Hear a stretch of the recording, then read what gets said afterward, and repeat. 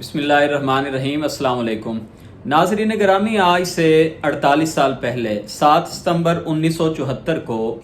پاکستان کی قومی اسمبلی نے ایک تاریخ ساز اور مثالی فیصلہ سنایا، اور وہ یہ تھا کہ ختم نبوت کو نہ ماننے والے، نبی کریم علیہ السلام کو آخری نبی نہ ماننے والے، یہ تصور رکھنے والے کہ آقا کریم علیہ السلام کے بعد کوئی اور نبی آیا ہے یا آ سکتا ہے، ایسے تمام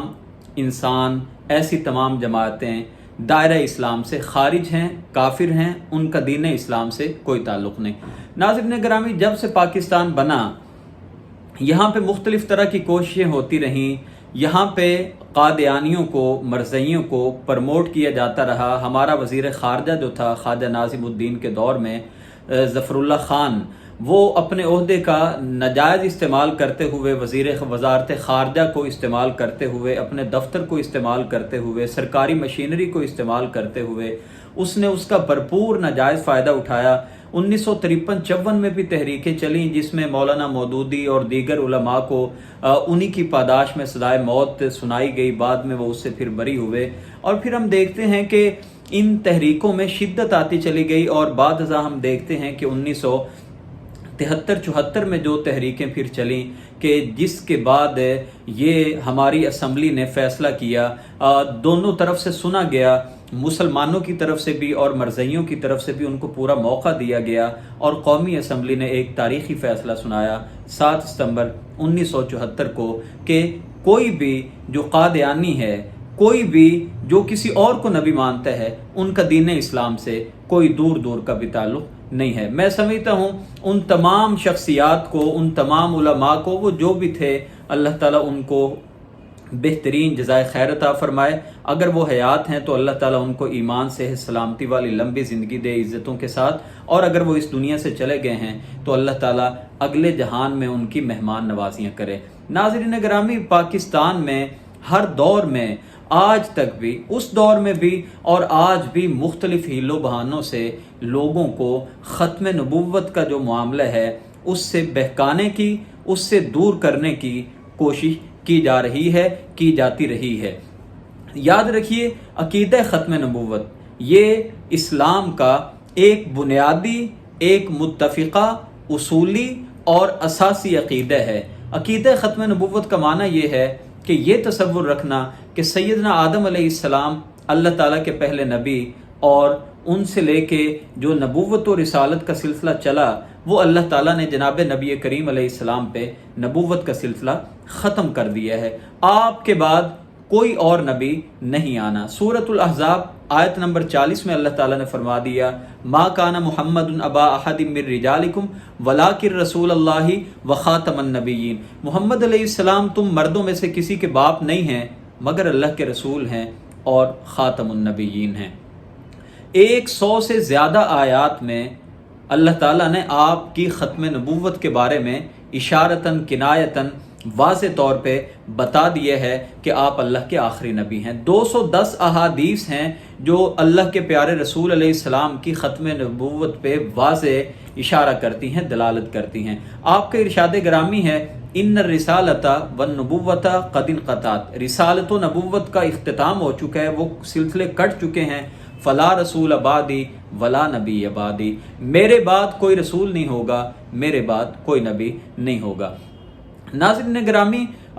قرآن کریم میں اللہ تعالیٰ نے جہاں پہ دین اسلام کو مکمل کرنے کا اعلان کر دیا، اور پھر دین اسلام کی جو نمائندہ کتاب ہے کلام اللہ قرآن کریم کو محفوظ ہونے کی بھی اللہ نے گارنٹی دے دی، یہ بھی اسی بات پہ واضح اشارے ہیں کہ آپ اللہ کے آخری نبی ہیں۔ آپ کی تعلیمات کو اللہ نے محفوظ کرنے کی گارنٹی دی ہے۔ یہ اس بات کی واضح دلیل ہے کہ آپ کے بعد قیامت تک کے لیے کسی رسول اور نبی نے نہیں آنا۔ صحابہ کرام جو اللہ کے رسول علیہ السلام کی تربیت یافتہ تھے، جب آپ پر وحی نازل ہوتی تھی آقا کریم علیہ السلام پہ، تو آپ وہی جو روحانی اور ایمانی کرنیں تھیں وہ آپ صحابہ کرام پہ نچھاور کیا کرتے تھے، اور صحابہ کرام کے جو عمل ہیں،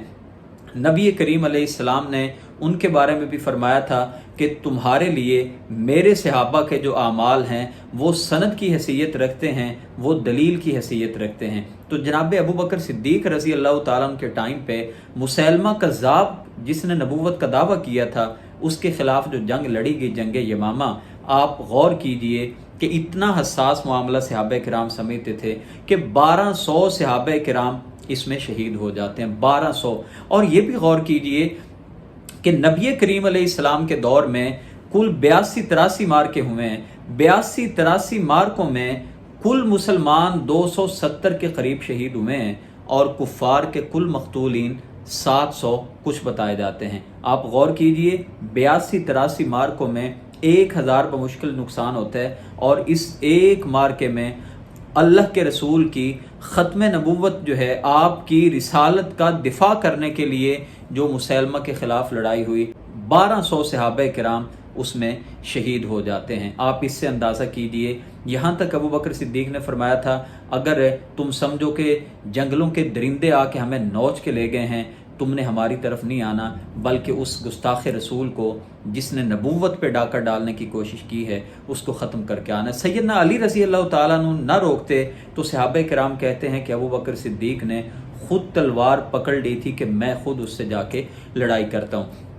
ہر دور میں کبھی بھی یہ نہیں ہوا کہ مسلمانوں نے یہ کہا ہو کہ نہیں جی یہ امکان موجود ہے یا کوئی نبی رسول آ بھی سکتا ہے۔ امام ابو حنیفہ رحمۃ اللہ علیہ تو یہاں تک فرماتے ہیں کہ من طلب منہ علامتاً فقط کفر، جو نبوت کا دعویٰ کر دے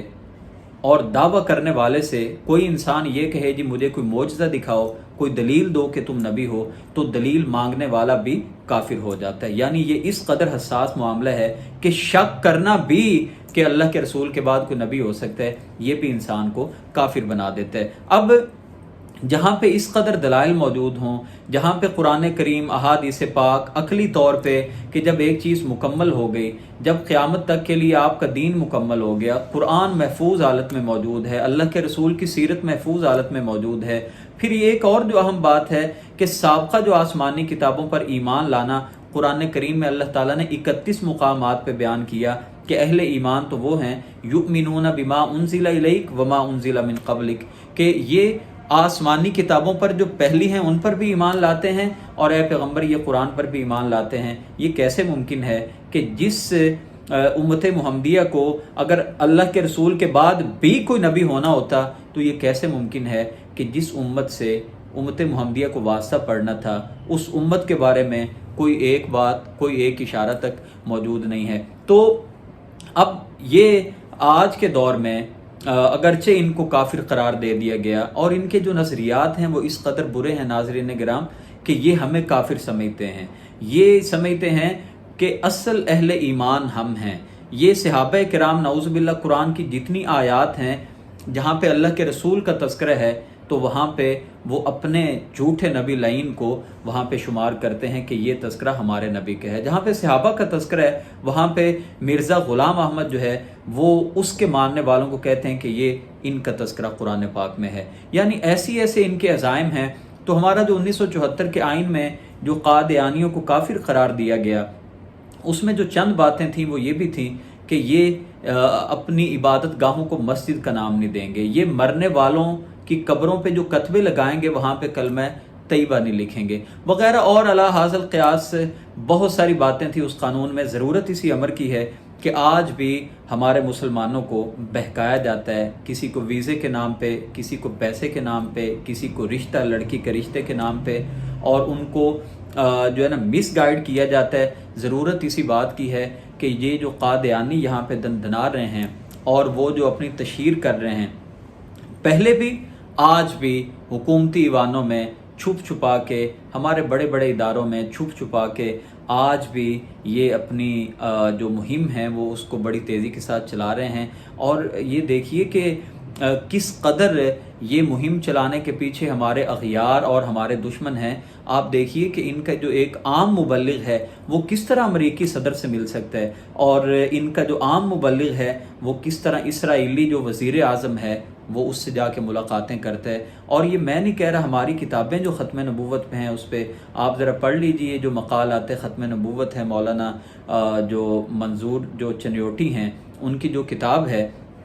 آپ ذرا اس کو پڑھیے اور آپ کو معلوم ہو جائے گا کہ اس میں انہوں نے لکھا ہے کہ ہمارے پاکستان سے گئے ہوئے 500 جو قادیانی تھے ان کو کس طرح اسرائیلی فورس میں ان کو بھرتی کیا گیا، تو یہ ایجنڈا کہیں اور سے آیا ہے. اور یہ بڑی ایک آپ حسن اتفاق کہہ لیجئے کہ کل 6 ستمبر گزرا ہے، یہ ہمارا یوم دفاع تھا. 1965 6 ستمبر کو جب ہمارے ازلی دشمن، ہمارا جو ہمسایہ ملک انڈیا ہے، جب اس نے ہم پہ حملہ کیا، الحمدللہ ہماری افواج نے بھرپور دفاع کیا. اور ہماری افواج، ہماری بہادر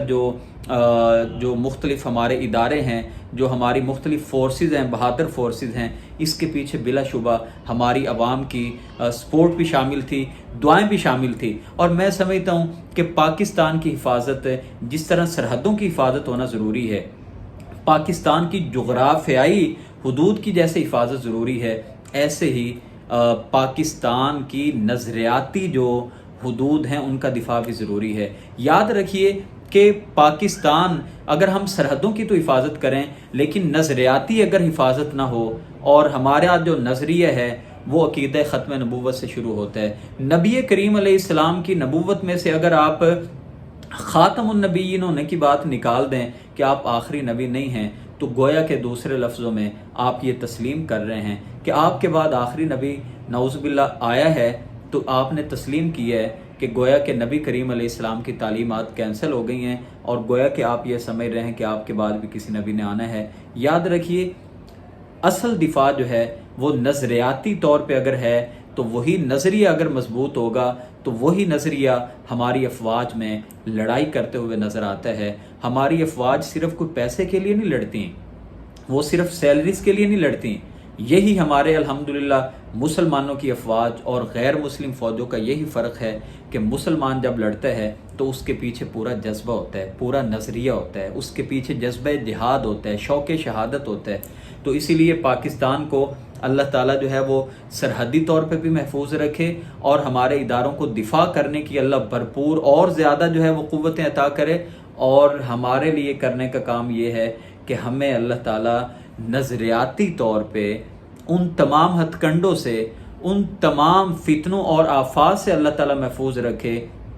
جو ہمارے اوپر حملہ آور ہوتی ہیں مختلف فتنوں کی شکل میں. کبھی ختم نبوت پہ حملہ، کبھی کسی اور بات پہ حملہ، کبھی شاعر اسلام پہ حملہ. اللہ تعالیٰ ان تمام ہستیوں کو توفیق عطا فرمائے کہ جو ارباب اقتدار میں بیٹھے ہیں، جو سیاست میں ہیں، کہ وہ ان تمام حملوں کے آگے اپنا بھرپور اور مؤثر کردار ادا کر سکیں، اور دفاع کرنے میں اپنا بھرپور جو اپنی توانائی ہے اس کو خرچ کر سکیں. السلام علیکم ورحمۃ اللہ.